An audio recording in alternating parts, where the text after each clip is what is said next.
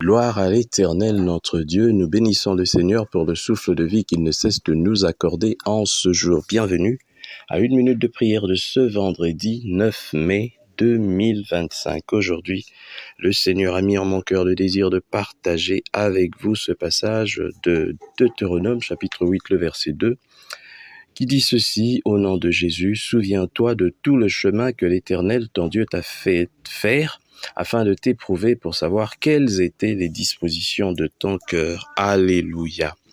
Sans la parole de Dieu, le chrétien est livré à lui-même dans les difficultés, les épreuves et les contretemps de la vie. Aujourd'hui, nous pouvons à juste titre nous poser la question: où est l'espérance de ce monde? Que fait-il dans les difficultés? Où est son appui? Et nous nous souvenons de la parole du prophète Ésaïe: oh, si tu eusses été attentif à mes commandements, ta paix eût été comme un fleuve et ta justice comme les flots de la mer. Souviens-toi de tout le chemin que l'Éternel, ton Dieu, t'a fait faire, afin de t'éprouver, pour savoir quelles étaient les dispositions de ton cœur. Le Seigneur nous fait passer par de chemins compliqués. Les voies du Seigneur sont comme des lignes brisées, des lignes courbes, beaucoup de lignes, tout ça, mais sur un chemin droit. Ça veut dire que nous quittons un point A pour aller à un point B, comme Israël avait quitté l'Égypte pour aller à la terre promise, juste quelques kilomètres, mais qui ont fait 40 ans. Tout simplement parce que Dieu veut nous éprouver. Dieu veut savoir si nous lui appartenons vraiment. Dieu veut savoir si nous sommes vraiment de ceux-là sur qui il peut compter. Voilà pourquoi nous passons deux fois des moments difficiles. Mais ce n'est pas parce que Dieu nous punit, non, loin de là.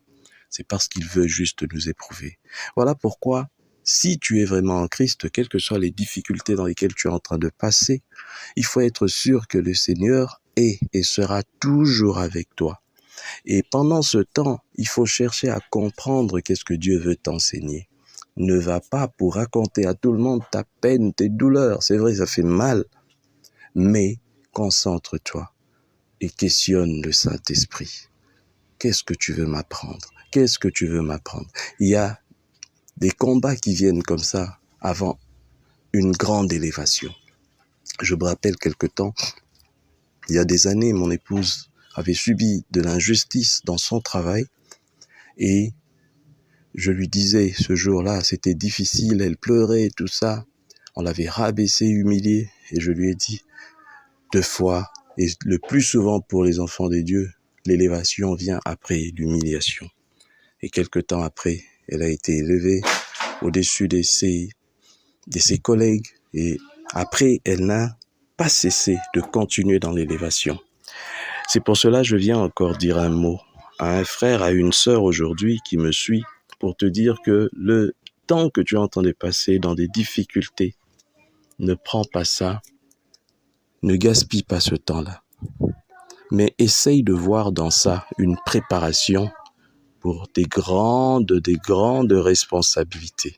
Que Dieu bénisse sa parole, qu'il bénisse tous ceux qui m'ont suivi, qu'il fasse que cette parole atteigne les extrémités de la terre, au nom de Jésus-Christ. Amen. Bonne journée à tous.